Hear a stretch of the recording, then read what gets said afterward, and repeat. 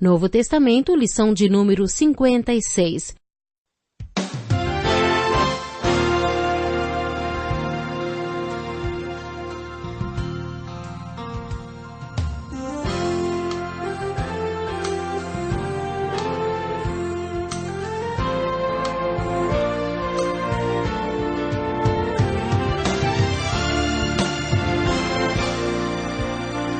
Muitas pessoas têm tido seus sonhos destruídos pela falta de confiança absoluta em Deus. A Bíblia está repleta de exemplos de grandes sonhos cumpridos para a glória de Deus. Encontro com a Palavra é um programa escrito pelo Dr. Dick Woodward e narrado por Pastor Edson Bruno. Ouça e descubra verdades que lhe ajudarão no seu dia a dia. Com você, Pastor Edson Bruno.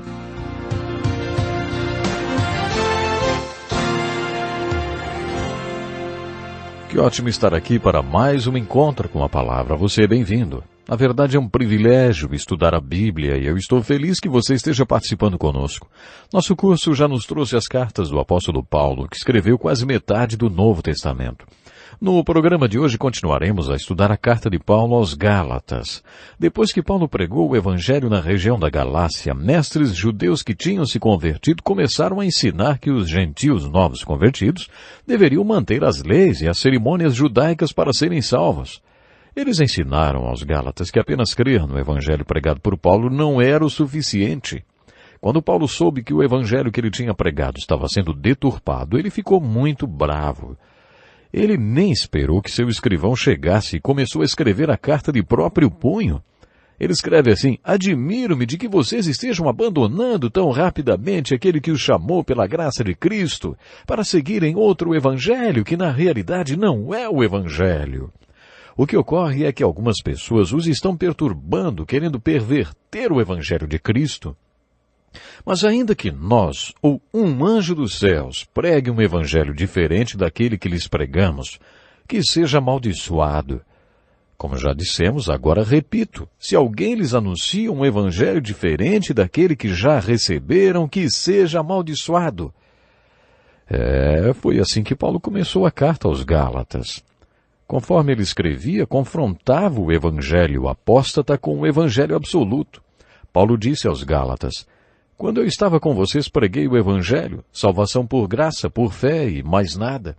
Algumas pessoas vieram depois de mim dizendo que vocês têm de fazer outras coisas para finalizar a obra de Jesus Cristo, que o que Jesus fez não foi suficiente e que, portanto, vocês precisam se circuncidar e obedecer às leis de Moisés. Paulo atacou diretamente aquele Evangelho apóstata, dizendo aos Gálatas que o Evangelho que ele pregara era absoluto, pois ele o tinha recebido de Jesus Cristo por meio de revelação, quando estava na Arábia. No capítulo 2, do versículo 11 até o 19, encontramos mais um trecho muito bonito desta carta, em que Paulo enfocou novamente o Evangelho absoluto. O problema era que o Evangelho tinha sido pervertido entre os Gálatas, e por isso Paulo enfocou o Evangelho de Jesus como tema central desta carta. Intitulei esta passagem do capítulo 2 de O Evangelho ao Contrário. Este ensinamento de Paulo surgiu do incidente que aconteceu com Pedro. A questão era que muitos dos que eram judeus antes de se tornar discípulos de Jesus queriam manter seus costumes judaicos. Eles se reuniram num conselho judaico em Jerusalém para resolver a questão. Foi decidido que se os judeus cristãos quisessem manter suas cerimônias e seus costumes referentes a tipos de comida e tradições, não teriam problema, desde que não vinculassem a salvação a nenhum desses costumes ou destas tradições judaicas. Também ficou decidido que os cristãos gentios não tinham de praticar os costumes religiosos judaicos. Eles não tinham de se tornar judeus. Os judeus foram instituídos a não impor obrigações religiosas sobre os crentes gentios. O segundo concílio em Jerusalém foi relatado de maneira resumida no capítulo 15 de Atos. Mas, enquanto Paulo e Barnabé pregavam o Evangelho para o mundo não-judeu, a igreja continuou a ter problemas. Na cidade de Antioquia, por exemplo, havia crentes na igreja que eram judeus e outros que eram gentios. Alguns deles viviam em comunhão e até faziam suas refeições juntos. Mas eles tinham uma dúvida. Será que eles tinham de observar os costumes judaicos de alimentação enquanto estivessem juntos? Aparentemente, eles tinham duas mesas em Antioquia, uma que obedecia os costumes judaicos e outra que não. Os gentios preferiam comer na mesa que tinha bacon, linguiça, ovos, presunto, coisas proibidas pela lei judaica. Quando Paulo visitou Antioquia, todo mundo ficou esperando para ver em qual das mesas ele ia se sentar. Afinal de contas, ele era um rabino, fariseu dos fariseus, tinha estudado aos pés de Gamaliel. Paulo sentou-se com os gentios e comeu bacon, ovos, linguiça, presunto. Pedro ficou tão constrangido que também se sentou com Paulo à mesa dos gentios e, talvez pela primeira vez na vida, comeu bacon e presunto. Aparentemente, Pedro fez isso por um determinado tempo e depois parou. Gosto de tentar imaginar e montar as cenas descritas na Bíblia. Um dia o apóstolo Paulo deve ter se sentado na mesa dos gentios e alguns dos judeus que mantinham os costumes judaicos apareceram na porta. Imagino que Pedro estava bem no meio de uma dentada de um daqueles presuntos quando os judeus apareceram. Aí Pedro saiu daquela mesa e foi para a mesa dos judeus. Barnabé ficou constrangido e seguiu Pedro. Alguns dos judeus que estavam com Paulo na mesa dos gentios também se levantaram e foram para a mesa dos judeus. Quando Paulo se virou, viu o grupo de judeus entrando pela porta e ficou furioso. Ele contou este episódio em Gálatas 2, versículos de 11 a 13. Ele escreve assim: quando, porém, Pedro veio a Antioquia, enfrentei-o face a face, por sua atitude condenável. Pois antes de chegarem alguns da parte de Tiago, ele comia com os gentios. Quando, porém, eles chegaram, afastou-se e separou-se dos gentios, temendo os que eram da circuncisão. Os demais judeus também se uniram a ele nessa hipocrisia, de modo que até Barnabé se deixou levar. Paulo acabou confrontando Pedro. Ele diz: sabemos que ninguém é justificado pela prática da lei, mas mediante a fé em Jesus Cristo, para sermos justificados pela fé em Cristo e não pela prática da lei, porque pela prática da lei ninguém será justificado. Se, porém, procurando ser justificados em Cristo, descobrimos que nós mesmos somos pecadores, será Cristo, então, ministro do pecado? Em outras palavras, Paulo estava dizendo: se eu confio em Cristo para me salvar e ainda assim preciso dessa lei para me salvar, então Cristo morreu à toa. Deus proíbe. Que coisa terrível para se dizer! Uma das verdades teológicas mais profundas foi jogada na cara de Pedro por Paulo, bem ali, na mesa de refeição em Antioquia. Foi neste contexto que Paulo apresentou o chamado Evangelho ao contrário. Depois dessa discussão com Pedro, Paulo declarou no versículo 20 do capítulo 2, fui crucificado com Cristo. Assim já não sou eu quem vive, mas Cristo vive em mim. A vida que agora vivo no corpo, vivo-a pela fé no Filho de Deus, que me amou e se entregou por mim. Não anulo a graça de Deus, pois se a justiça vem pela lei, e Cristo morreu inutilmente. Chamo isso de evangelho ao contrário, porque o que Paulo está dizendo é basicamente isso. O evangelho absoluto, consiste em que Cristo morreu para que você viva. Mas existe o evangelho ao contrário, você morre para que Cristo viva. Este é o evangelho ao contrário. Muita gente já decorou o versículo de Gálatas 2, 20. Fui crucificado com Cristo, assim já não sou eu quem vive, mas Cristo vive em mim. A vida que agora vivo no corpo, vivo-a pela fé no Filho de Deus, que me amou e se entregou por mim. Paulo começou dizendo que foi crucificado com Cristo.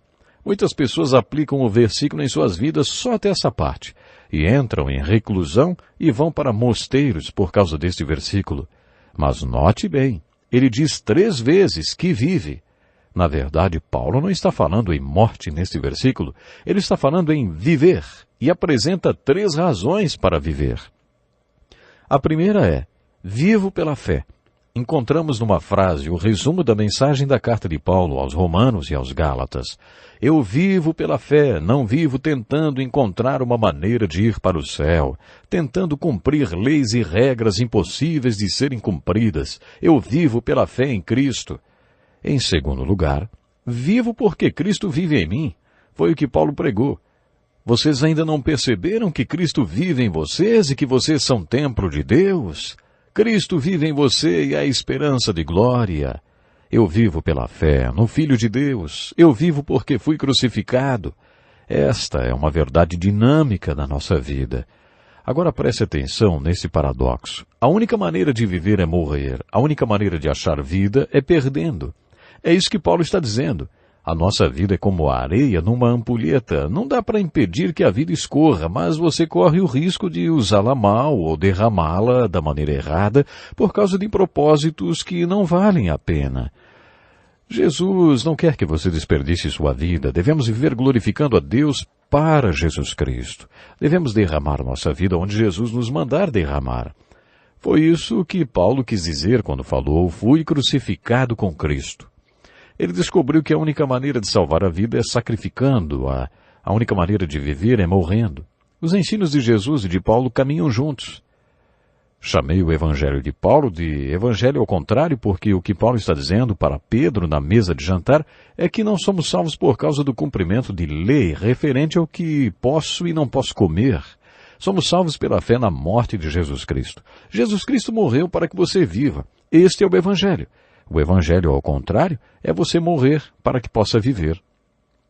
O batismo é uma figura muito bonita desta verdade. Como assembleiano, acredito no batismo por imersão. Uma das coisas que gosto a respeito do batismo de imersão é que ele ilustra o versículo. Fui crucificado com Cristo, assim já não sou eu quem vive, mas Cristo vive em mim.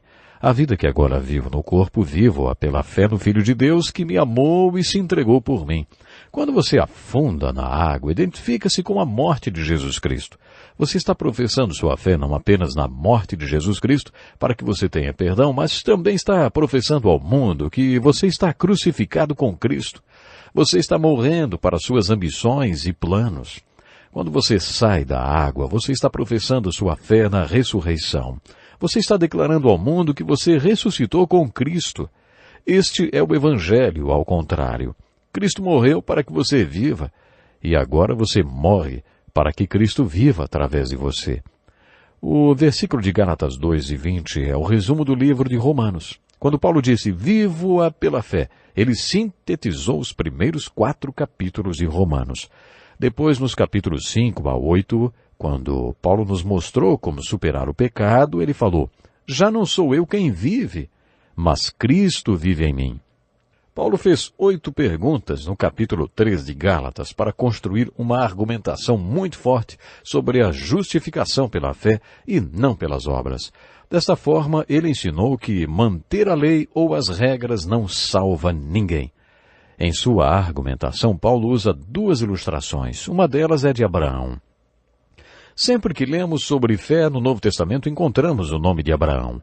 Nesse texto, Paulo revela uma verdade sobre Abraão que não encontramos em nenhum outro lugar da Bíblia. Paulo fala que Abraão sofria de uma doença e que essa doença era a fé. Eu resumi assim o que Paulo falou no capítulo 13 de Gálatas sobre Abraão. Qualquer um que receber de Deus o dom da fé para crer no Evangelho absoluto que preguei quando estava com vocês, sofre da mesma doença de fé que Abraão tinha. Por que será que algumas pessoas ouvem o Evangelho e creem, e outras ouvem a mesma coisa e acham que é a maior besteira que já ouviram na vida?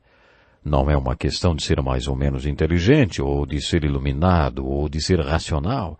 A fé não é uma questão de inteligência. A fé é uma questão de receber um dom de Deus. Deus quer dar a você o dom da fé. Paulo falou isso em Filipenses, capítulo 1, verso 29. Ele escreve, a vocês foi dado o privilégio de não apenas crer em Cristo. A questão é saber, você quer crer? Você quer receber o dom da fé? Aqueles que creem no Evangelho não podem se gloriar disso. Se você tem fé, porque Deus deu a você o dom da fé. A fé é um dom de Deus, conforme Paulo declarou em Efésios capítulo 2, versículos 8 e 9. A fé não é uma questão de obras. Abraão creu quando Deus lhe disse que sua descendência seria tão numerosa como os grãos de areia na praia ou como as estrelas no céu. Este homem extraordinário creu em Deus. Deus então olhou para ele e disse, vejam este velhinho, ele já tem 100 anos, eu falei para ele que ele seria pai, ele acreditou, eu gosto quando digo alguma coisa e as pessoas acreditam. Declaro este homem justo porque ele creu em mim. No capítulo 13 de Gálatas, Paulo diz que se você tem esta fé salvadora e crê no Evangelho de Cristo, então você é filho de Abraão. Em outras palavras, você é um judeu. Por isso não é possível que alguém seja discípulo de Jesus Cristo e odeie judeus, porque se você compreende o capítulo 13 de Gálatas, entende que você mesmo é um judeu. Espiritualmente você é um judeu. Você é um filho legítimo de Abraão, se tiver o dom da fé e sofrer da mesma doença de fé da qual Abraão sofria. Paulo também afirma que a lei que estamos tentando usar para nos salvar tem um propósito e neste capítulo lança para nós uma perspectiva da lei e fala sobre qual é a função dela. Mostrar a você que você precisa de um Salvador. Paulo diz que é a lei e que a lei foi uma linha reta que Deus estabeleceu ao lado de todos os caminhos tortos da sua vida para evidenciar a você que sua vida é toda torta. A lei não veio para salvar, mas para mostrar que você jamais poderá ser salvo cumprindo a lei. A pergunta que Paulo faz nesta parte do texto é: se você podia ser salvo através do cumprimento da lei, por que Cristo teve que morrer na cruz? Se você podia ser salvo cumprindo a lei, então Cristo morreu à toa. Deus não teria mandado seu filho para morrer na cruz se você pudesse ser salvo cumprindo a lei. Não seria muito inteligente da parte de Deus mandar Jesus para morrer na cruz se você pudesse resolver o problema cumprindo toda a lei? Se você acha que boas obras podem salvá-lo, como você sabe que já fez uma quantidade suficiente de boas obras para ser salvo, como você sabe se já atingiu o número suficiente de pontos ou não, hein? São estas questões que encontramos no capítulo 3 de Gálatas. Quando Paulo coloca a lei em perspectiva, ele fala que a lei tem o seu propósito e sua função. Paulo foi criado numa casa de romanos e teve uma ótima educação. Provavelmente ele foi educado seguindo o costume da época por algum tutor particular que ensinava, disciplinava, educava, instruía e preparava a criança para exercer sua cidadania romana. Paulo dizia que este era o propósito da lei. A lei servia apenas como um tutor do povo escolhido de Deus que o preparava para a salvação. Esse era o propósito da lei, mostrar que você não poderia salvar-se a si mesmo e que por isso Cristo veio, porque você precisava de um Salvador. No capítulo 4, Paulo apresenta uma alegoria do Evangelho. Primeiro, ele apresentou o Evangelho apóstata, depois o Evangelho absoluto, depois o Evangelho ao contrário, o Evangelho em perspectiva, e as ilustrações de Abraão. O próximo evangelho que Paulo apresenta é o alegorizado. Paulo usa de forma alegórica a história de Abraão, que teve 2 filhos, Ismael e Isaque. E é daí que tiramos um princípio bíblico de interpretação. Ouça a definição do que é uma alegoria. Alegoria é uma história na qual personagens, lugares e coisas têm outro significado, geralmente ligado a um princípio moral. Quando estudamos o Velho Testamento, vimos várias alegorias e veremos outras mais no livro do Apocalipse. No Evangelho de João, também vimos algumas porque ele escrevia usando figuras. Paulo afirma na carta aos Gálatas que Abraão tinha 2 filhos. Este é um fato histórico. Se você for à Terra Santa hoje, verá nitidamente a presença de 2 povos distintos, os árabes e os judeus. Se Abraão não tivesse dado ouvidos à sua mulher, hoje não haveria crise do Oriente Médio, mas ele ouviu e teve um filho com a serva egípcia de Sara. Ele teve um filho com Agar. Este filho Ismael se tornou o pai de todos os árabes muçulmanos que o reconhecem. Mas para Paulo isso também é uma alegoria. Esse primeiro filho de Abraão, Ismael, foi uma figura da carne, da obra da carne, da natureza humana, sem a ajuda de Deus. Deus tinha dito a Abraão que lhe daria um filho, e Abraão tentou dar uma forcinha para Deus. Afinal, ele já tinha esperado muito tempo por aquele filho, e até sugeriu vários planos que passavam por cima de Sara. Ele sugeriu que Ló fosse o herdeiro que Deus havia lhe prometido, ou, conforme o capítulo 15 de Gênesis, o seu servo. Finalmente, no capítulo 16 de Gênesis, Abraão deu uma mãozinha para Deus, gerando Ismael com a serva de Sara, chamada Agar. Ter o filho com a serva Agar seria um costume aceitável naqueles dias. Naquele contexto histórico não era considerado imoral. Mas Paulo destacou que Ismael foi um projeto só de Abraão, da sua carne, sem a ajuda de Deus. Esta história de Agar e Ismael é uma alegoria da carne. Quando Paulo fala em carne, refere-se ao que fazemos por nós mesmos, sem a ajuda de Deus, de acordo com nossos planos, sem buscar a Deus, sem orar, sem se importar com o que Deus pensa. A isso Paulo chama de obras da carne. Pode ser que você ouça pessoas orando assim: eu reivindico isso, eu reivindico aquilo. Na verdade, elas estão dando ordens a Deus: cure tal pessoa, faça isso, faça aquilo, porque eu reivindico. Paulo afirma que isso é agir na carne, não é oração, não é de Deus. Orar é se apresentar a Deus como uma folha de papel em branco, pronta para ser preenchida com as ordens de Deus.